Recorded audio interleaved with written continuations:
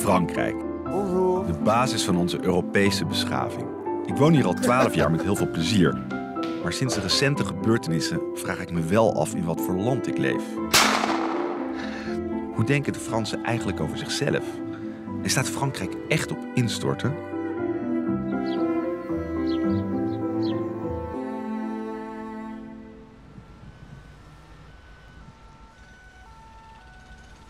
In Parijs, de stad van geneugde en plezier, sterft 4/5 van haar inwoners van verdriet. Zo schreef de Franse schrijver Nicolas Chamfort in de 18e eeuw. Ik verkeer dagelijks in 18e-eeuwse sferen, maar ik word er alleen heel gelukkig van. Ik werk al jaren in deze kunstbibliotheek Hartje Parijs. Heb in deze stad mijn leven opgebouwd en kan me geen mooiere plek bedenken om te wonen. Ik vraag me vaak af of de andere Parijzenaars mijn liefde voor het Franse leven nog wel delen. In de metro naar huis zie ik vooral veel chagrijnige koppen. Het komt misschien door de angst voor terreur, maar de Fransen waren niet veel vrolijker voor de aanslagen. Al sinds de jaren 70 verschijnen studies naar de onuitroeibare melancholie van de Fransen. De ene keer verslaan ze de rest van de wereld in het gebruik van antidepressiva.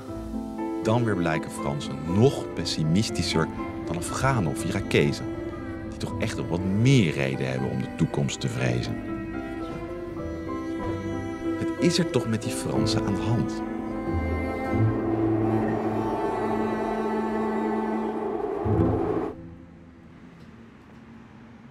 Donc on prend la route nationale, c'est ça? La 7. C'est plus calme. On peut s'arrêter à Montargis, clairement. Puis, Là, et on appelle ici qu'on arrive, c'est ça, hein? oui, on dit, là, il faut compter, quoique c'est la colline, enfin, c'est la montagne. Oui. Ok, c'est bien. Bon, c'est une belle route, ça. Ok.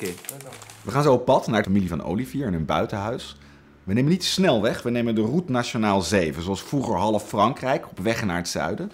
En dat is voor ons een mooie gelegenheid om Fransen te ontmoeten en te snappen wat er nou eigenlijk met ze aan de hand is. Waarom zijn ze zo treurig en depressief? N'est-ce pas? Elle est belle, mais froide de temps en temps.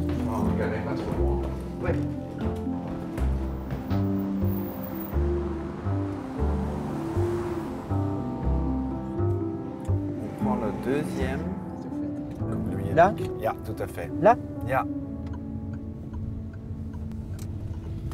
Ja, waarom zegt hij zegt weer D 2007? Dat is een, ja, si, c'est le route nationale 7. On y est dessus. Ils ont changé là et disent D 2007.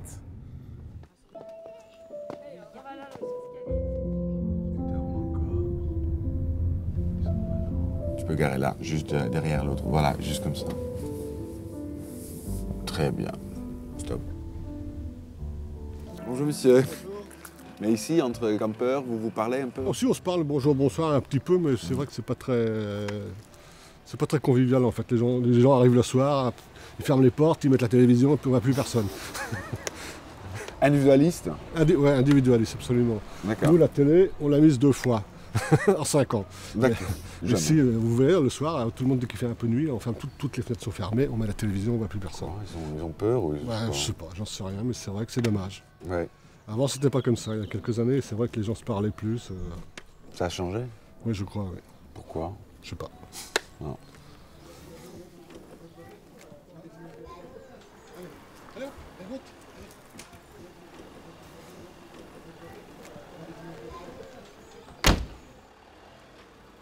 C'est un peu la situation. Hein. Il y a quand même le chômage, il y a quand même la crise qui est là. Bon, je pense que ça fait quand même... les gens, ils ont peur. De toute façon, maintenant, ça a commencé, il n'y a plus de moralité, il n'y a plus rien. Dans le temps, il y avait une moralité. On respectait un maire, on respectait un gendarme, on respectait... Maintenant, c'est fini maintenant. Comment c'est possible? Bon, ça, c'est venu... on a laissé faire les choses. C'est venu des gouvernements, ça. On a laissé faire trop de choses. Parce que moi, je me souviens du temps de De Gaulle. Vous avez connu De Gaulle? Du temps de De Gaulle. Et c'était quand même quelqu'un qui... Il y avait des lois, il y avait tout ça. On a quand même un beau pays. Hein. On a quand même, bon, on n'est pas encore comme dans certains pays, c'est la dictature, on est quand même un peu libre. On a quand même, tant qu'on a les libertés d'expression, bon, ben, ça va. Et l'égalité et la fraternité là-dedans? Bon, l'égalité, là-dessus, non. Et qu'est-ce qu'il faut faire là? Bon, je dis, bon, ce qu'il faut faire, pour remettre tout ça, il faut remettre toutes les pendules à zéro partout. De toute façon, il se passera quelque chose. Vous croyez quoi? Moi, ce que je pense, soit, oui, une révolution, ou alors on aura une catastrophe naturelle.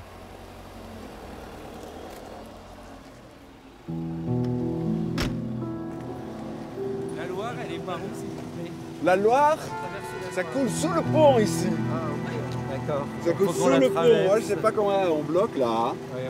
Pardon? On est une vingtaine de voitures et nous avons perdu le groupe. Et vous faites la route nationale 7? Non, pas aujourd'hui. Mais vous l'avez fait? Oh, on en a fait pas mal. Oui. C'est beau, hein? Ça, c'est quoi comme voiture? 403, Ah oui, 1959. c'est la gloire de la France. On est tous habillés d'époque, hein. Là on est un peu en... Oui, je vois ça avec le chapeau, Ouais, etc. Les petites robes. C'était quelle époque? 59. Trente glorieuse. Tout à fait. Voilà. Ça vous manque cette période? Oui, Ah bah oui. on est nostalgique, c'est pour ça qu'on prend plaisir. C'était mieux? Oui, la liberté. Chérie, on est perdu. La liberté? Ouais, j'ai l'impression la qu'on est liberté perdu. d'aimer. Et maintenant? Il y a un moment. On est Pour trop passer à la télé, on encarté, en on veut n'a plus de liberté. Je peux vous poser quelques questions là ou vous devez Bah, continuer? il faut on a le bateau à prendre à 11h et on a perdu le groupe.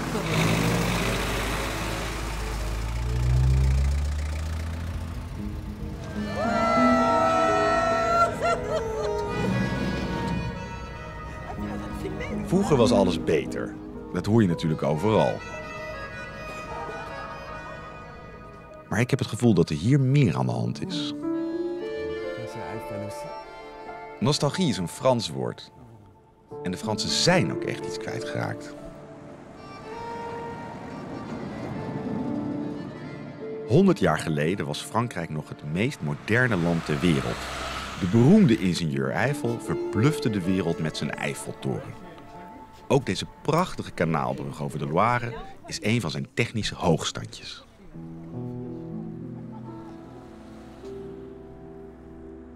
Maar wat echt diepe indruk maakte in het buitenland was het sociale experiment in Frankrijk, dat ingezet werd door de revolutie. Met haar zwaar bevochten idealen, vrijheid, gelijkheid en broederschap was Frankrijk heel lang een lichtend voorbeeld voor de rest van de wereld. Op onze vakantieroute komen we langs het slaperige plaatsje Montargis. Non mais Deng était ici. Deng Xiaoping. Il était même renvoyé d'ici. Je trouve assez cool. Hein? Rond 1920 vestigden zich hier honderden Chinese jongeren, onder wie niemand minder dan Deng Xiaoping. Pauvre Deng. Ze kwamen om te studeren en te werken, maar ook om zich te laten inspireren door de Franse Revolutie. On voit un peu ou non? Je sais pas, hein. Ils vont nous renvoyer. Ah oui, on voit la tour. Mais c'est gigantesque. On voudrait voir l'usine où travaillait Deng Xiaoping, le grand leader chinois. Était ouvrier ici. Hein? Il devient un des hommes les plus importants du monde. Ouais, mais dans l'époque, c'est normal. Hein. Ils étaient des ouvriers, mais ils étaient des ouvriers qualifiés. Et après, Intelligent. Ils lisent. Et après, il prend l'idée, il va dans un coin où les gens ils peuvent accepter son idée. Ouais. Et surtout en Chine, la pauvreté à l'époque, c'était ça. Hein. Terrifiant, hein? Et quand tu leur dis, voilà, il y a une solution, ils te suivent. La grande marche. Et maintenant, c'est l'information. Et avec l'information, maintenant, tout le monde est devenu pour lui.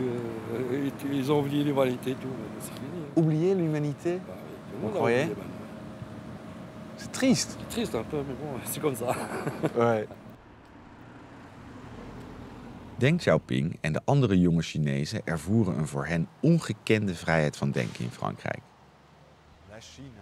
Hier, in dit park, ontmoetten ze elkaar en kwamen op het idee om de Chinese Communistische Partij op te richten. Cette photo-là, c'est la réunion qui est faite ici. Parce que vous voyez, après la réunion, des gens qui font une photo.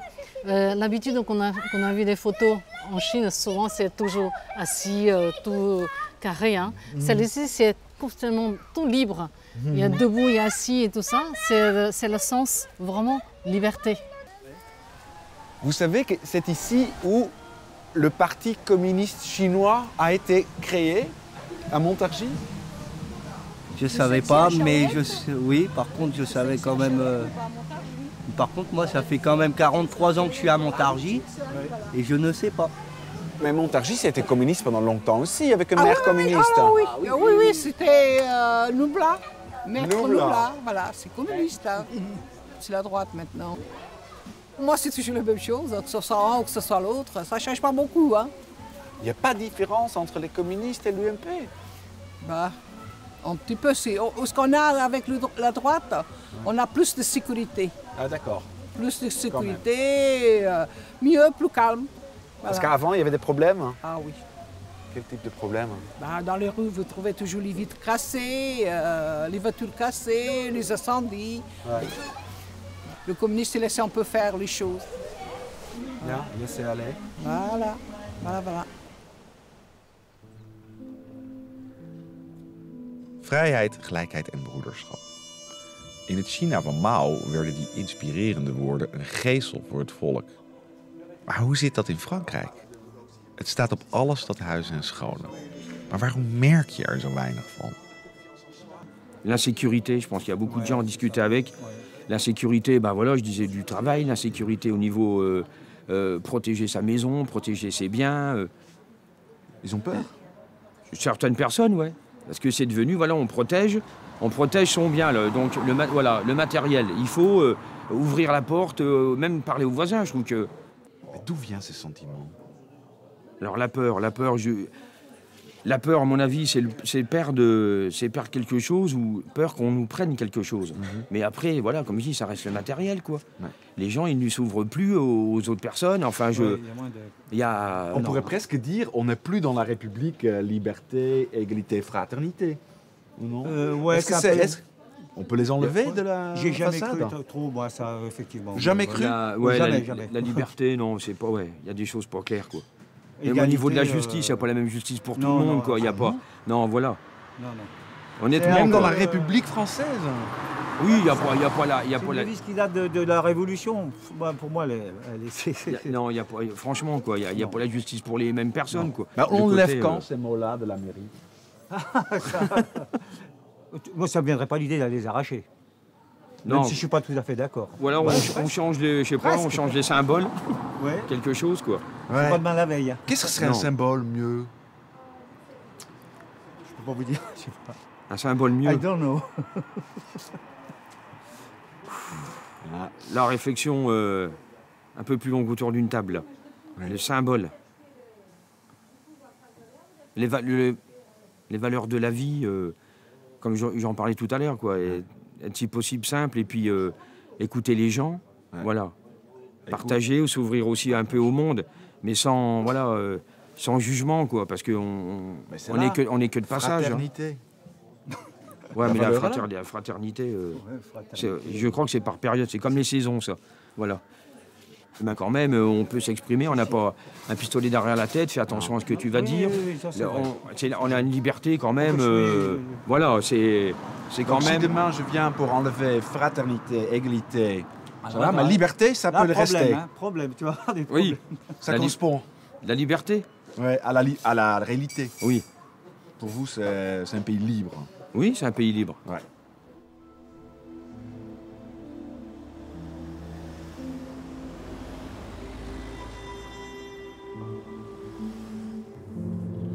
Il y a du vin ici? Ben oui, c'est possible. Pas je pense. Vin. Je sais pas. Je vois que des arbres, Olivier. Yeah, c'est vrai.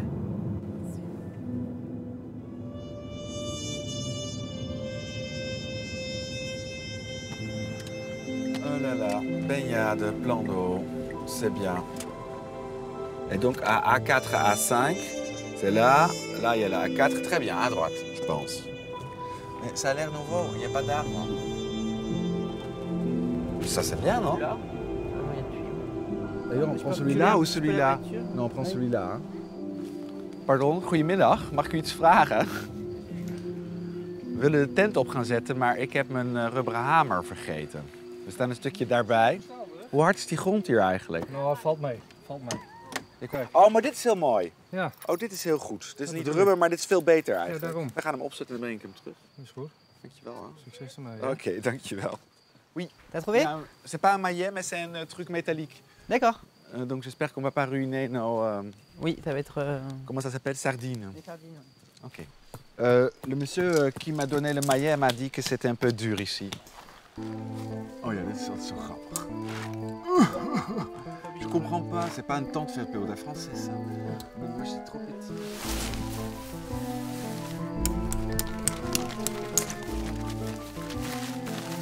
Geweldig, hè? Ah, super. Ja, dit is wel prachtig, hè? Voilà. Ils sont vraiment super cool pour ça. Moi, j'adore. Ma tournée du matin, j'adore.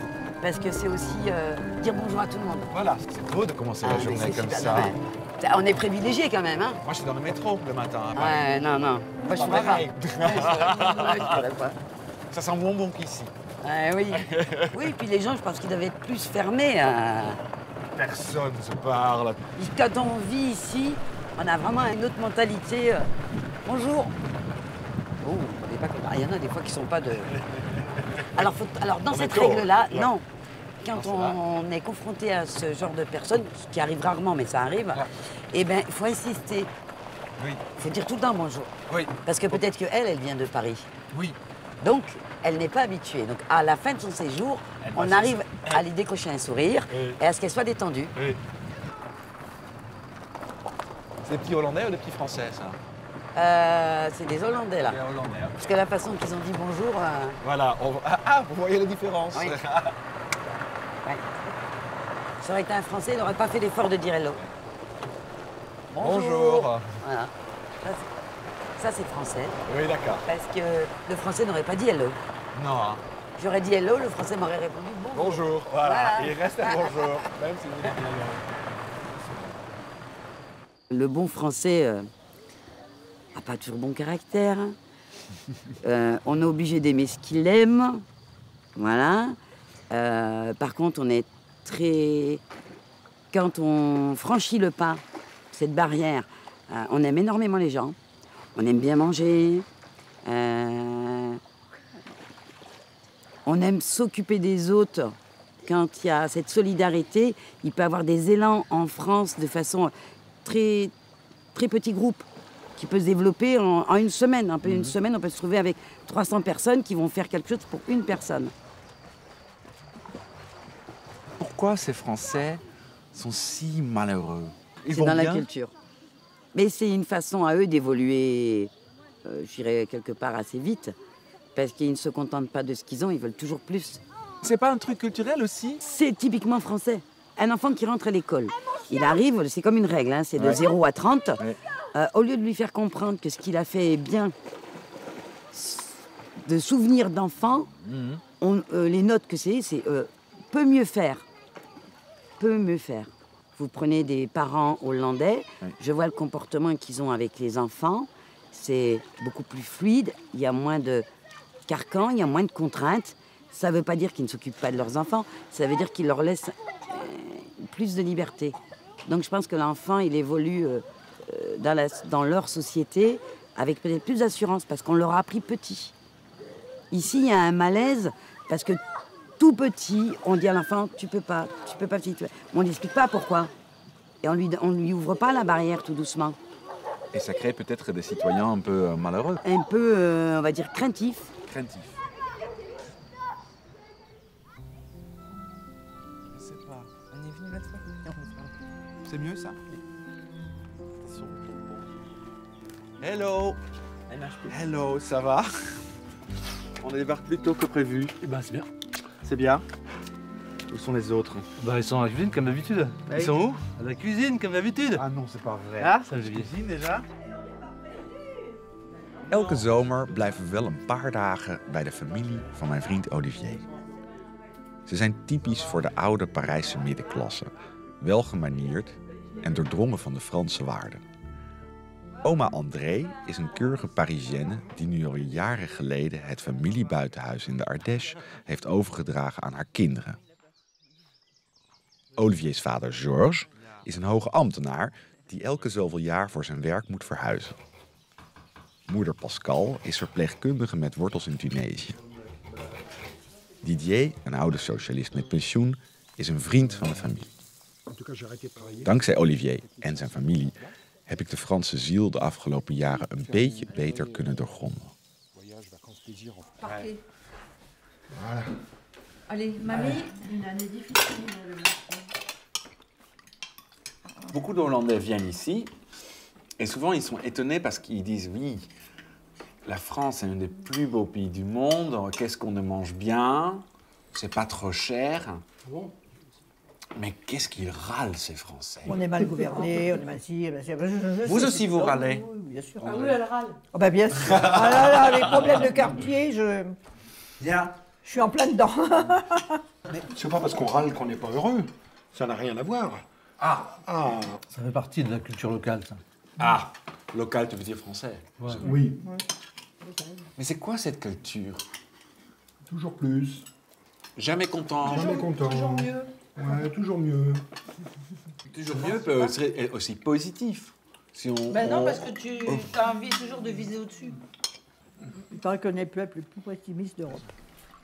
Mais comment ça se rime avec ceci, d'être ensemble, de vivre? Je ne sais pas. Tu vois, Wilfred, il y a aussi une chose dans le pessimisme français, moi, qui me frappe souvent, mais ça, je le constate à chaque fois, c'est qu'on a une tendance, mais à regarder toujours le verre à moitié vide, plutôt que de regarder le verre à moitié plein. Oui. C'est-à-dire qu'on met en évidence les échecs sans mettre en valeur les réussites. Quelque chose qu'on te dit tout le temps, tout le monde est égaux, tout le monde est égaux, tout le monde est égaux. Tu sors, tu te rends compte peut-être des différences, plus que dans d'autres pays, parce qu'on te met tout le temps à la tête que tout le monde est pareil, tout le monde est égaux. On a tous une aspiration, je pense, à l'égalité pour tout le monde. Mais en même temps, on sait que c'est un rêve inaccessible, pour paraphraser un peu. Voilà, on sait qu'on n'y arrivera jamais, quoi. Et c'est ça qui me met mal à l'aise en même temps, je trouve.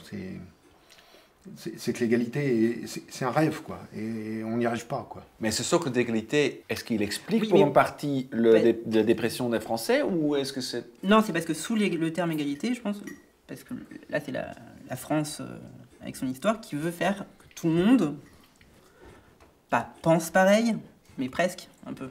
Il y a ce socle commun, et on veut rentrer tous les citoyens dans ce socle.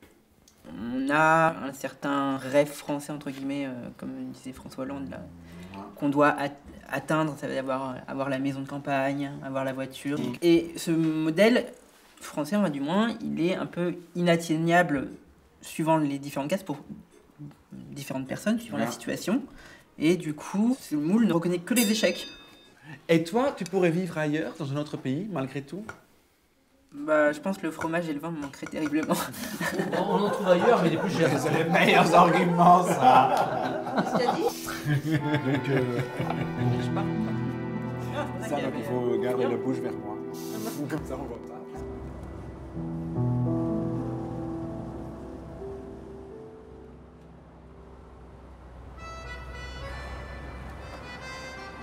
Tu penses que c'était très bien, tu disais à la fin que de Georges et ta grand-mère, voilà, oui, la France est très tolérante, ouverte d'esprit, quand vous êtes selon les critères idéaux du pays. Ah oui, mais je le pense vraiment. Et un moule idéal que le pays, donc en l'occurrence là, la République, veut et a le souhait que tout le monde réponde. Souhaite que tout le monde réponde à ce modèle-là. Ouais. Donc c'est beau, sur le papier c'est magnifique. Et en même temps, il n'y a qu'une infime partie de la population qui rentre dans les critères qui permettent de remplir ce souhait-là. Ouais. Je pense que le moule, c'est un moule qui date. C'est pas mieux d'élargir la moule, mais de la détruire? Je pense que c'est là la vraie question.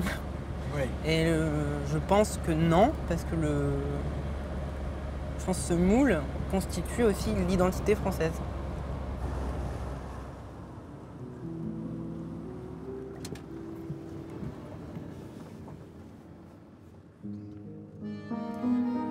penses que ça t'a gêné, tes parents?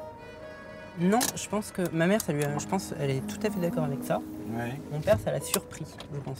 C'est quelque chose, et quand même ma grand-mère, je pense qu'il s'attendait pas du tout à ce qu'on... En fait, je pense qu'il pense que tout le monde vit ce moule bien. Oui.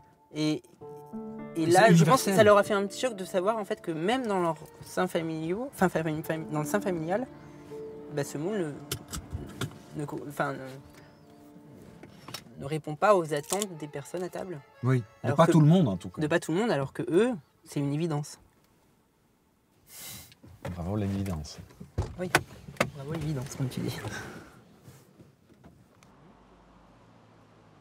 Het vanzelfsprekende ideaalbeeld wordt belichaamd door de traditionele blanke Fransman. Olivier voldoet daar niet aan als adoptiekind uit Brazilië. Homoseksueel bovendien. Er is nog steeds grote weerstand tegen homoseksualiteit in Frankrijk. Dat hebben we samen aan de lijve ondervonden toen we 3 jaar geleden op straat in elkaar zijn geslagen. Omdat we hand in hand liepen.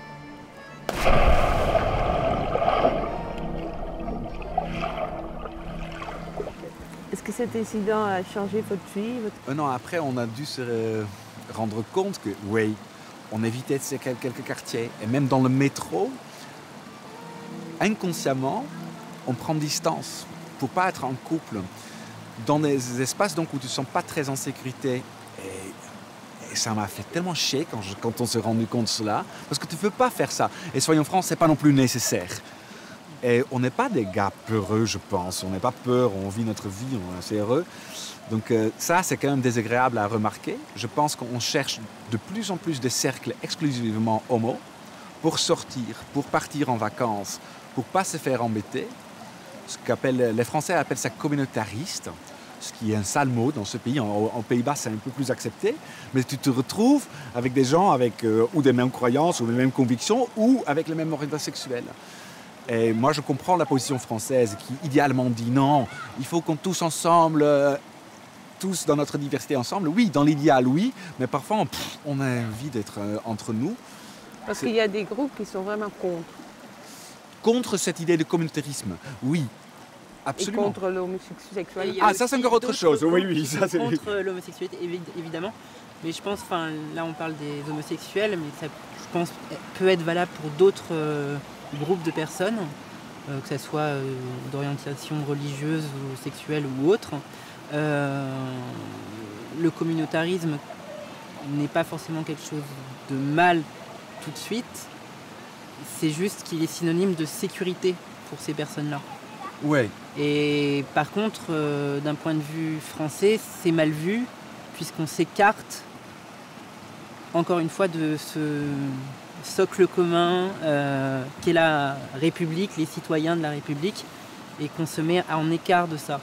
Mais c'est qu'apparemment aussi, à un moment donné, ce socle commun ne nous assure pas aussi une sécurité qu'on devrait être en droit de demander.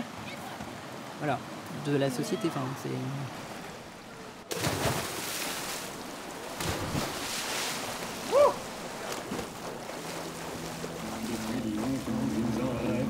De la ville et de ses secrets, du formica et du ciné.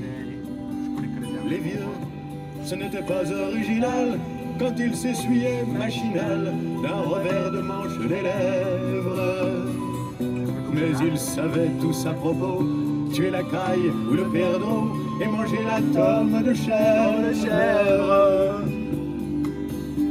Pourtant,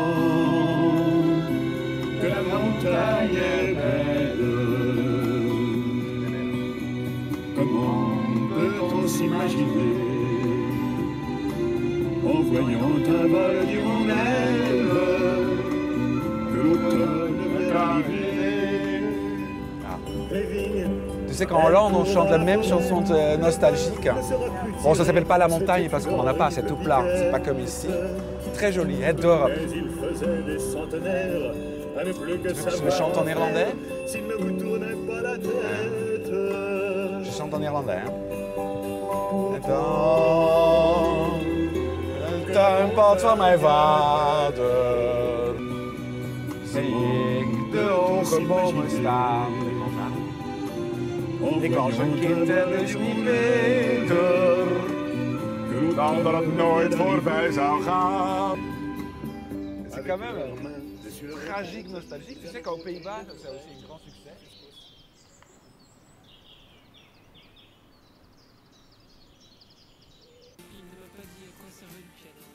Olivier is niet de enige in huis die zich niet altijd helemaal thuis voelt bij de Franse mores.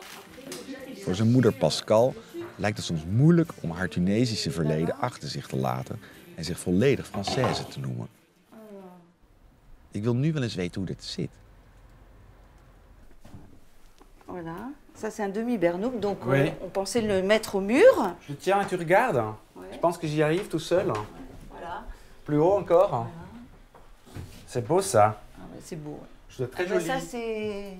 Ouais. Ça Là- c'est toute mon enfance, ça. C'est ton enfance, ça. Ça c'est mon enfance et puis... ben, Et donc c'était porté par une mariée? c'était porté par la mariée, voilà. Voilà. Et tout est fait là-bas. Le pain, bon, ils font plus là maintenant. Non, non, non, non. Oh, pour la décoration. Ça, non, non, ceux-là, ils sont plus faits de toute façon. D'accord. Ça, c'est... Je les plie comment? Celui-là, j'ai plié. Bah, D'accord, je sais bien. ça. Bah, moi, je suis quand même une Française de Tunisie, oui, parce que... Bon, Française j'ai de Tunisie. De Tunisie, parce que, bon... Tu bah, appartiens un peu à Tunisie ou la Tunisie appartient à toi un Je peu? crois que ça appartient même beaucoup. Beaucoup. Bah oui. Bon, j'ai vécu quand même 18 ans Oui. là-bas. Là, c'est la ferme de papa. D'accord. Et il y a maman. Ben, je suis née là-bas, de 4 générations de natifs et de 4 générations du côté de papa et 3 générations du côté de maman, En Tunisie. en Tunisie. Nous, on avait beaucoup de relations avec des Tunisiens, Oui. musulmans, avec des juifs. Enfin, moi, j'ai beaucoup aimé ce mélange, en fait. D'accord. Qu'est-ce qui te manquait le plus quand tu étais en France de la Tunisie et ta vie là-bas? Notre lycée, Oui. il était à côté de la mosquée. Des fois, le muezzin qui appelait à la prière Ah oui. à côté. Pour moi, c'est des choses qui me parlent, ça. Mhm. Il y a les marchands de journaux qui criaient dans la dernières éditions rue, pour les vendre. dernières éditions pour vendre. Ouais. Ça, quand j'allais voir ma femme de ménage, Oui. on était à peine rentrés chez elle que elle nous mettait du parfum sur la tête pour nous purifier Ouais. avant d'entrer. Là. Ça me- C'est difficile pour en parler ou non?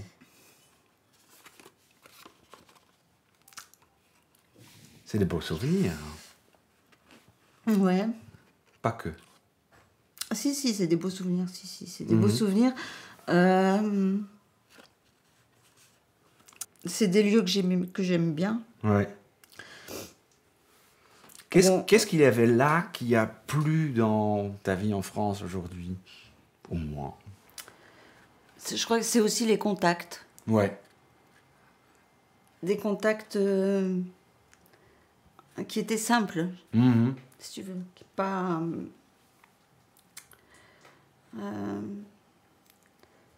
des rencontres qu'on pouvait faire comme ça.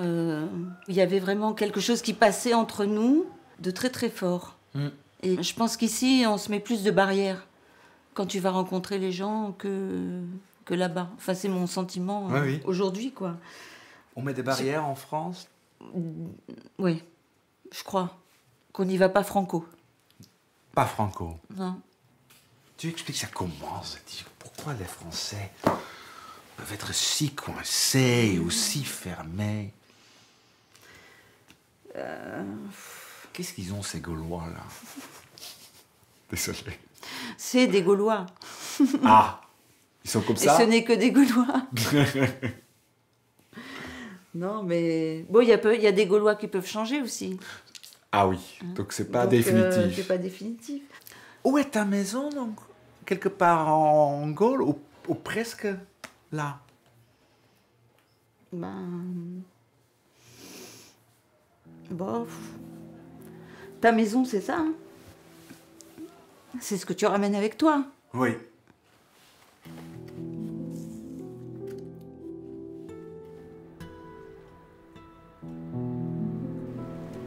Ik ben wel een beetje onder de indruk dat we net eigenlijk denk ik dat ze zegt dat ze het zo jammer vindt dat die Fransen het maar niet lukt om echt met elkaar in contact te zijn, echt elkaar te leren kennen. Dat klinkt dan een beetje soft, maar er spreekt een soort angst uit om open te zijn naar mensen die anders zijn, andere dingen doen. Wat zij daarin beschrijft, wat haar pijn doet, denk ik dat dat eigenlijk wel ook iets zegt over de Franse samenleving in het algemeen.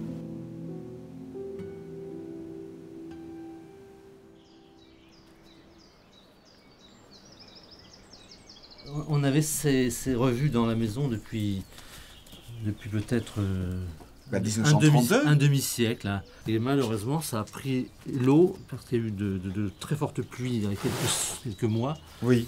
Et donc, je vois ça. Il y a une partie des revues qui sont abîmées. Het buitenhuis staat bol van de geschiedenis van Georges' familie. Niet in de laatste plaats omdat deze plek zo belangrijk was voor zijn grootvader. Een telg uit een goede familie uit de Provence. Rond de eeuwwisseling werd hij als klein babytje naar een min gebracht. 9 jaar lang bleef hij bij zijn adoptiefamilie hier in de bergen. Het zou de mooiste tijd van zijn leven zijn en zodra hij de kans zag, kocht hij dit buitenhuis. Om zo vaak mogelijk in zijn Arcadië te kunnen zijn.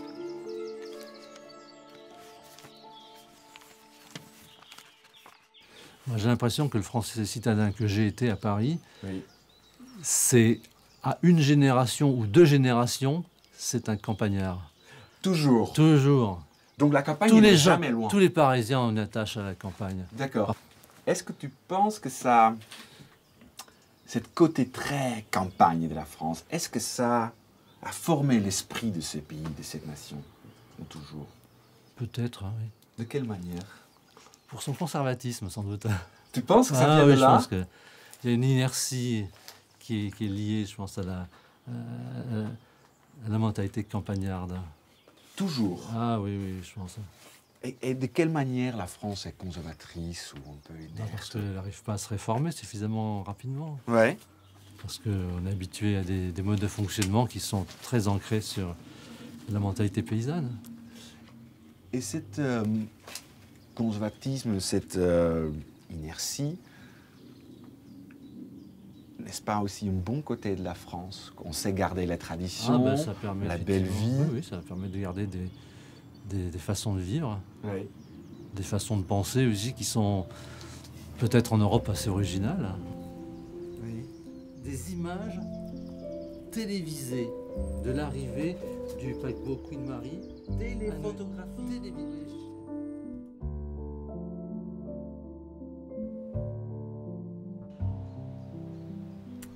André, on a bise, ce qui veut dire petit bisou en français. Oui. Kusje. Et c'est un village où votre père est arrivé. Tout bébé, amené par ses parents, peut-être sa mère seulement.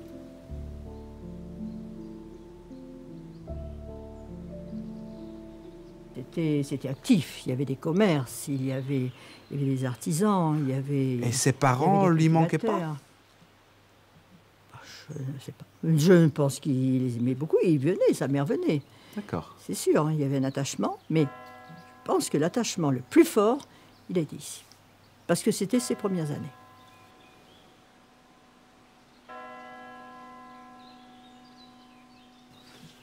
Nous sommes venus aujourd'hui à Bise parce que le père de madame a grandi ici entre 1900 et 1907.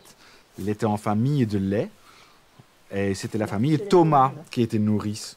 Vous avez connu la famille Thomas? Ouais. Ouais. Ouais. Est-ce qu'il y avait beaucoup de nourrices ou des enfants qui venaient d'ailleurs dans le village? Oui, ici, dans ce époque-là, dans le temps, oui, il y avait beaucoup de des grandes familles, il y avait beaucoup de monde. Maintenant, ici, dans le village, il n'y a plus de paysans. Hein. Il n'y a plus de paysans dans le village? Ben là, quand je vois ici, il y a un peu Jean-Claude Rastre qui est encore les jeunes. Ouais. Un peu plus haut, là. Si, il y en a un couple de jeunes maintenant qui se sont montés là. Un petit peu encore. À la Bisette. À la Bisette. On les a vus l'année dernière. Ouais. Mais ils nous ont mal reçus. Ah bon? Ouais. On a regardé les petits cochons. J'étais avec mon autre fils. Et on a voulu, comme on allait autrefois souvent pique-niquer là-haut, oui. il a avancé pour essayer. On a été... Oui, mais père et moi, ils ne sont pas... Pas aimables, hein? Ils ne sont pas aimables, non. D'accord. Hein, c'est vrai, avant, vous voyez, entre cousins, tout, on se donne un coup de main, vous voyez. Ouais. Mais maintenant, non, c'est pas ça du tout. Mais ils sont d'ici, ceux qui ont repris là-haut, ou ils sont des étrangers d'ailleurs Ceux qui ont repris la Bizette, là. Ils sont du côté de... Attends. Ils sont de la région quand même? Non, non, ils sont pas de la région. Ah, d'accord. Ils sont venus s'installer et puis... Oui, ils viennent du côté là-haut de... Vers Paris, là-haut, après Paris, là-haut. D'accord, ça m'étonne pas. Ah oui, Voilà. c'est mieux ça. Hop. Oui, oui, c'est bien. C'est quand même assez convivial comme Oui, ça. Hein. oui. Je mets un peu comme ça. Et donc, dites-moi, ces paysans, on en rencontrait un, être tout le temps parmi eux, comme parisienne de nos jours. Ah ben, de nos jours, ça serait sur... C'est vraiment un choc dans le... Mais ils sont très sensés quand ils parlent. Qu'est-ce Quand que ça on veut parle dire, avec sensé? eux, ils sont très... Si, sensés. Qu'est-ce que ça veut dire, sensé? Ils ont une parole très sage. Sage. Oui, moi je trouve. Mais simple, ou non? Sage. Si on les écoutait davantage, D'accord. je pense qu'on vivrait mieux. Mais qu'est-ce que la sagesse de Gérard pourrait apporter à la France d'aujourd'hui? C'est quoi la rapporter? Une vie simple, sans gaspillage, on se contente de ce qu'on a, on n'envie pas les autres. Gérard, il s'en fiche du reste du monde. Ça ne veut pas dire qu'il est insensible. Hein. Non. Je suis sûre que quand il écoute les nouvelles, il est aussi attristé que... Mais il n'est pas touché. Mais... Il avait l'air pas si triste que ça. Hein. Ah non, non, justement, il est gai. C'est pas Oui. un homme qui s'ennuyait du tout. Non. Pas du tout. Donc pas vous du pensez tout. peut-être Et ça que- fait plaisir de voir qu'il est gai, qu'il est heureux, qu'il a toujours vécu simplement ici. Et Mais quel contraste avec les Parisiens déprimés. ah, oui, quel contraste. Comment vous expliquez? Alors là, ils se posent trop de questions, les Parisiens. Sont. Vous direz que c'est Je rare, ne sais pas. c'est peut-être plus français que ces Parisiens qui râlent ou non?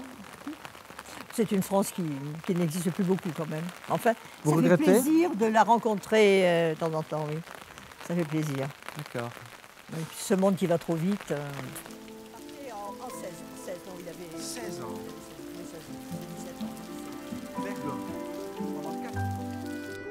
Bien. Bon, merci beaucoup, Georges. Je dis au revoir. Bon voyage. À bientôt. À bonnes Besançon ou ailleurs. vacances. Merci. À la prochaine. Bon voyage. Merci beaucoup. Ramenez-nous On le a- soleil. Ouais. Oui.